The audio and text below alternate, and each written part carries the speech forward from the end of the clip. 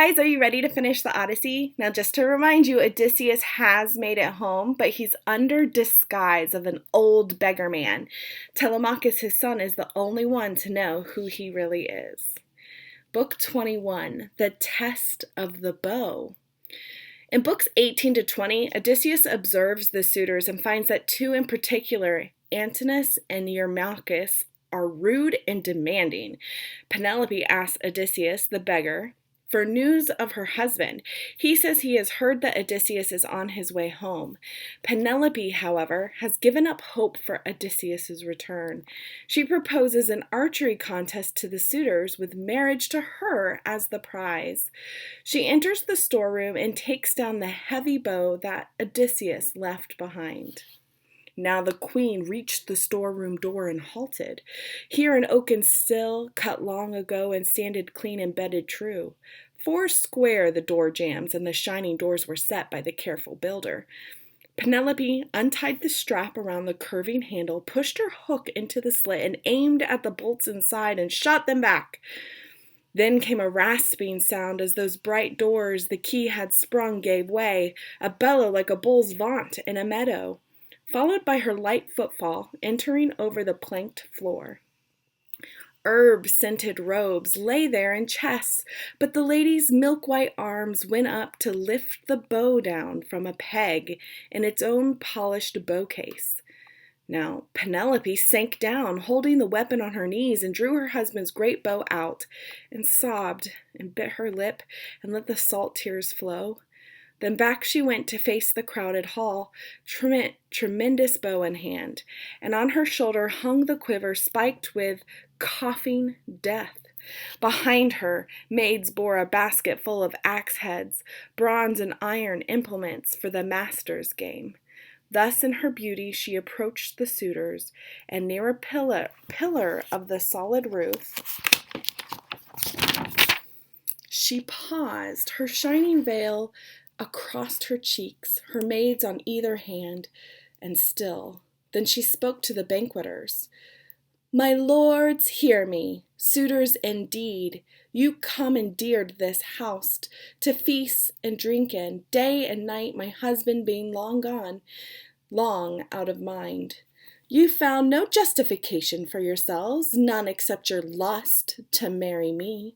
Stand up then. We now declare a contest for that prize.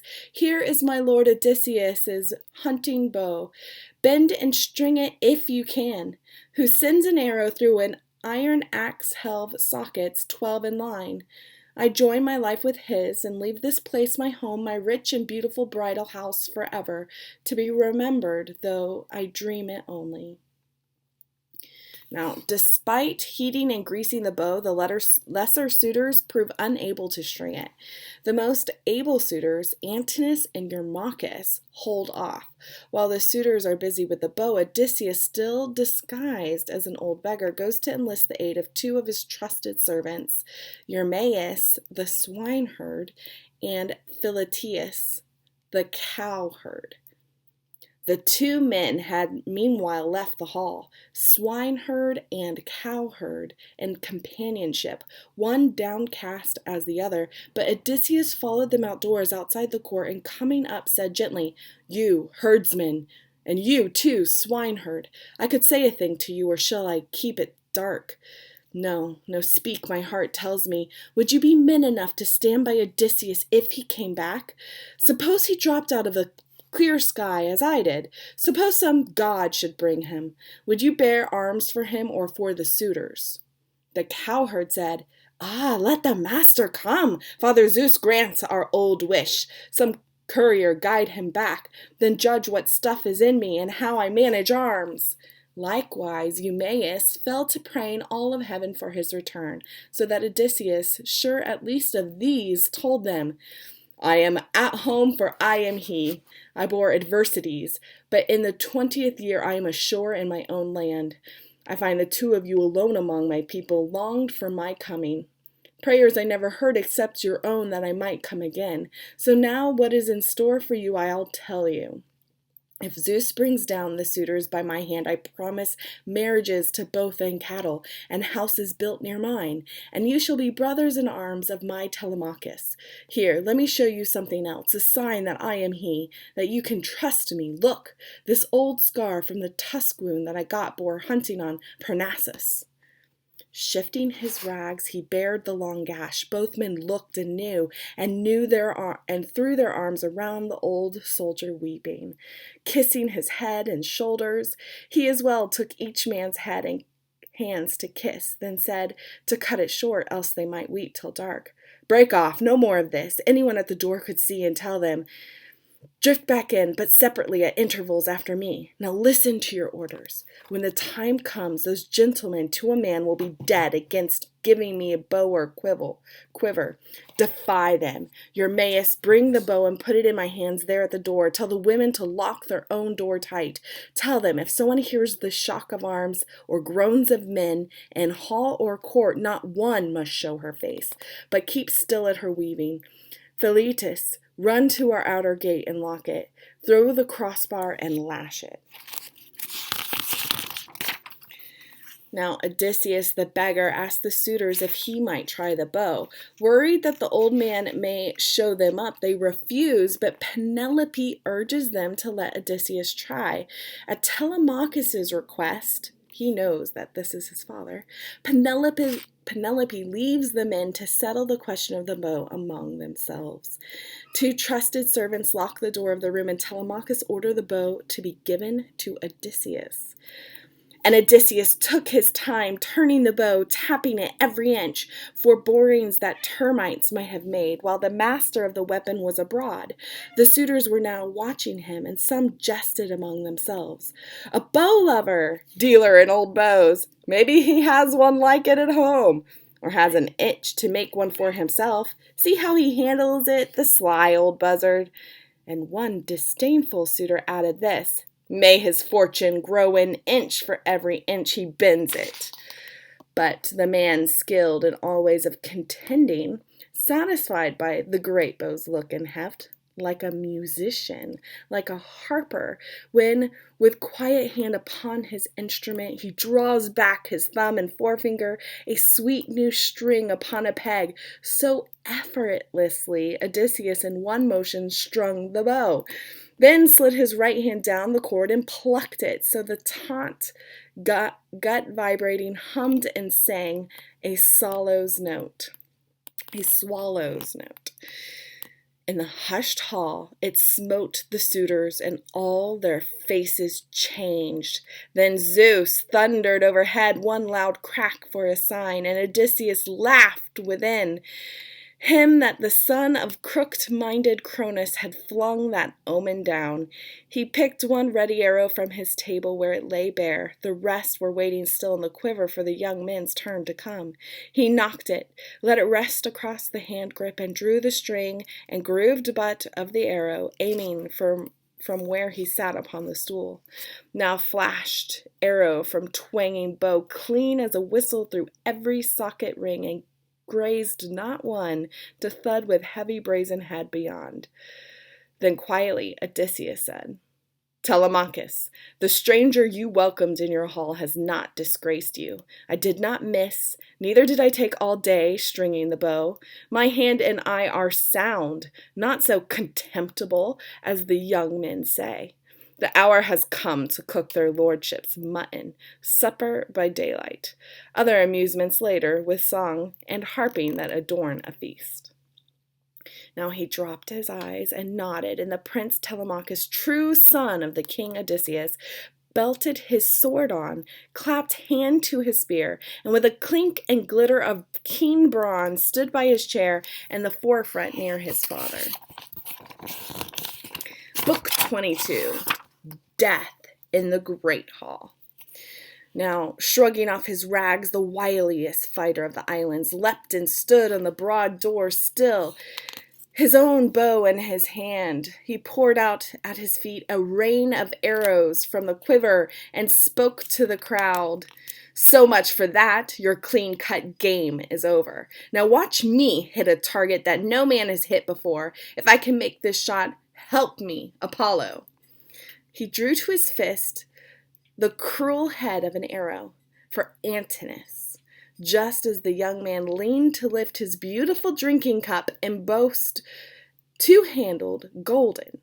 The cup was in his fingers, the wine was even at his lips, and did he dream of death? How could he, in that revelry amid the throng of friends who would imagine a single foe, though a strong foe indeed, could dare to bring death's pain on him and darkness on his eyes? Odysseus's arrow hit him under the chin and punched up to the feathers through his throat. Backward and down he went, letting the wine cup fall from his shocked hands. Like pipes, his nostrils jetted crimson runnels, a river of mortal red, and one last kick upset his table, knocking the bread and meat to soak in dusty blood. Now as they craned to see their champion where he lay, the suitors jostled in uproar down the hall, everyone on his feet. Wildly they turned and scanned the walls in the long room for arms, but not a shield, not a good ashen spear was there for a man to take and throw. All they could do was yell in outrage at Odysseus. Foul to shoot a man! That was your last shot! Your own throat will be slit for this! Our finest lad is down! You killed the best on Ithaca! Buzzards will tear your eyes out! For they imagined as they wished that it was a wild shot, an unintended killing. Fools not to comprehend they were already in the grip of death. But glaring under his brows, Odysseus answered, You yellow dogs, you thought I'd never make it home from the land of Troy. You took my house to plunder, twisted my maids to serve your beds. You dared bid for my wife while I was still alive. Contempt was all you had for the gods who rule wide heaven. Your contempt for what men say you hereafter. Your last hour has come. You die in blood. As they all took this in, sickly green fear pulled at their entrails and their eyes flickered, looking for some hatch or hideaway from death. Eurymachus alone could speak. He said, If you are Odysseus of Ithaca, come back. All that you say these men have done is true. Rash actions, many here, more in the countryside, but here he lies, the man who caused them all. Antinous was the ringleader. He whipped us on to do these things. He cared less for a marriage than for the power Cronion had denied him as king of Ithaca. For that he tried to trap your son and would have killed him. He is dead now and has his portion. Spare your own people. As for ourselves, we'll make restitution of wine and meat consumed, and add each one a tithe of 20 oxen with gifts of bronze and gold to warm your heart. Meanwhile, we cannot blame you for your anger. Odysseus glowered under his black brows and said, Not for the whole treasure of your fathers, all you enjoy, lands, flocks, or any gold put up by others, would I hold my hand. There will be killing till the score is paid. You forced yourself upon this house. Fight your way out or run for it if you think you'll escape death. I doubt one man of you skins by. They felt their knees fail and their hearts, but heard Eurymachus for the last time rallying them. Friends, he said, the man is implacable. Now that he's got his hands on bow and quiver, he'll shoot from the big door stone there until he kills us to the last man. Fight, I say. Let's remember the joy of it. Swords out. Hold up your tables to deflect his arrows. After me, everyone. Rush him where he stands. If we can budge him from the door, if we can pass into the town, we'll call out men to chase him. This fellow with his bow will shoot no more. He drew his own sword as he spoke, a broadsword of fine bronze, honed like a razor on either edge. Then, crying hoarse and loud, he hurled himself at Odysseus. But the kingly man let fly an arrow at that instant, and the quivering feathered butt sprang to the nipple of his breast as the barb stuck in his liver. The bright broadsword clanged down. He lurched and fell aside, pitching across the table. His cup, his bread and meat were split and scattered far and wide, and his head slammed on the ground. Revulsion, Anguish in his heart, with both feet kicking out, he downed his chair, while the shrouding wave of mist closed on his eyes. Amphimonus now came running at Odysseus, broadsword naked in his hands. He thought to make the great shoulder give way at the door. Great soldier. Give way at the door, but with a spear thrown from behind, Telemachus hit him between the shoulders, and the lance head drove clear through his chest. He left his feet and fell forward, thudding forehead against the ground. Telemachus swerved around him, leaving the long dark spear planted in Amphimonus. If he had paused to yank it out, someone might jump him from behind or cut him down with a sword at the moment he bent over. So he ran from the tables to his father's side and halted, panting, saying, "Father, let me bring you a shield and spear, a pair of spears, a helmet. I can arm on the run myself. I'll give outfits to Eumaeus and this cowherd. Better to have equipment." Said Odysseus, "Run then, while I hold them off with arrows, as long as the arrows last. When all are gone, if I'm alone, they can dislodge me." Quick upon his father's word, Telemachus ran to the room where the spears and armor lay. He caught up 4 light shields, 4 pair of spears, 4 helms of war high plumed, with flowering manes, and ran back, loaded down to his father's side.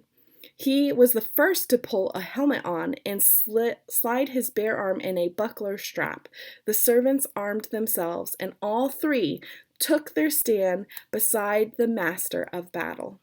While he had arrows, he aimed and shot, and every shot brought down one of his huddling enemies. But when all barbs had flown from his bowman's fist, he leaned his bow in the bright entryway beside the door and armed a 4-ply shield hard on his shoulder, and a crested helm, horse-tailed, nodding stormy upon his head, then took his tough and bronze-shod spears. Now, the suitors made various unsuccessful attempts to expel Odysseus from his post at the door. Now, Athena urges Odysseus on to battle, yet holds back her fullest aid, waiting for Odysseus and Telemachus to prove themselves. 6 of the suitors attempt an attack on Odysseus, but Athena deflects their arrows. Odysseus and his men seize this opportunity to launch their own attack, and the suitors begin to fall. At last, Athena's presence becomes known to all as the shape of her shield becomes visible above the hall. The suitors, recognizing the intervention of the gods on Odysseus' behalf, are frantic to escape, but to no avail. Odysseus and his men are compared to falcons who show no mercy to the flocks of birds they pursue and capture. Soon the room is reeking with blood. Thus the battle with the suitors comes to an end, and Odysseus prepares himself to meet Penelope. Earthquake! No, I'm kidding. Book 23, The Trunk of the Olive Tree. Great-hearted Odysseus, home at last, was being bathed now by Eurynomé, and rubbed with golden oil, and clothed again in a fresh tunic and a cloak. Athena lent him beauty head to foot. She made him taller and massive, too, with crisping hair and curls like petals of wild hyacinth, but all red golden. Think of gold infused on silver by a craftsman, whose fine art Hephaestus taught him, or Athena, one whose work moves to delight. Just so she lavished beauty over Odysseus' head and shoulders. He sat then in the same chair by the pillar, facing his silent wife, and said, "Strange woman, the immortals of Olympus made you harder than any. Who else in the world would keep aloof as you do from your husband if he returned to her from years of trouble, cast on his own land in the 20th year? Nurse, make up a bed for me to sleep on. Her heart is iron in her breast." Penelope spoke to Odysseus now. She said, "Strange man, if man you are, this is no pride on my part, nor scorn for you, not even wonder merely. I know so well how he appeared, boarding the ship for Troy, but all the same, Make up his bed for him, Ulysses. Place it outside the bedchamber my lord built with his own hands. Pile the big bed with fleeces, rugs, and sheets of purest linen.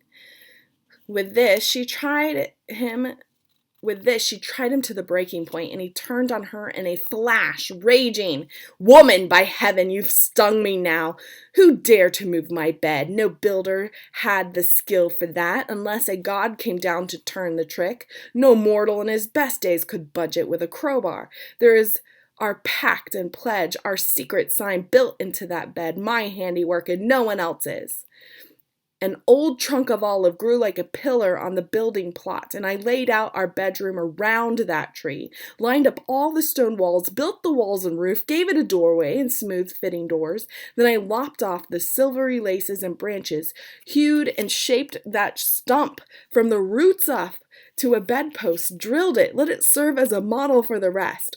I planned them all, inlaid them all with silver, gold, and ivory, and stretched a bed between. A pliant web of ox-hide thongs dyed crimson. There's our sign. I know no more. Could someone else's hand have sawn that trunk and dragged the frame away? Their secret, as she heard it told, her knees grew tremulous and weak. Her heart failed her. With eyes brimming tears, she ran to him, throwing her arms around his neck and kissed him, murmuring, "Do not rage at me, Odysseus. No one ever matched your caution. Think what difficulty the gods gave. They denied us life together in our prime and flowering years, kept us from crossing into age together. Forgive me. Don't be angry. I could not welcome you with love on sight. I armed myself long ago against the frauds of men, impostors who might come, and all those many whose underhanded ways bring evil on.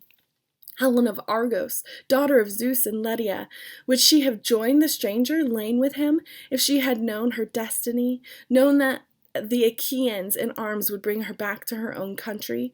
Surely a goddess moved her to adultery, her blood unchilled by war and evil coming. The years, the desolation, ours too. But here and now, what sign could be so clear as this of our own bed? No other man has ever laid eyes on it, only my own slave actress that my father sent with me as a gift. She kept our door, and you make my stiff heart know that I am yours. Now from his breast and into his eyes the ache of longing mounted, and he wept at last. His dear wife, clear and faithful in his arms, longed for as the sun-warm earth is longed for by the swimmer spent in rough water where his ship went down under Poseidon's blows, gale winds and tons of sea. Few men can keep alive through a big surf, to crawl, clotted with brine, on kindly beaches, enjoy, knowing the abyss behind. And so she too rejoiced, her gaze upon her husband, her white arms round him pressed as though forever. Odysseus and Penelope tell each other about all that happened to them while Odysseus was away. Then Odysseus visits his father Laertes to give him the good news of his safe return.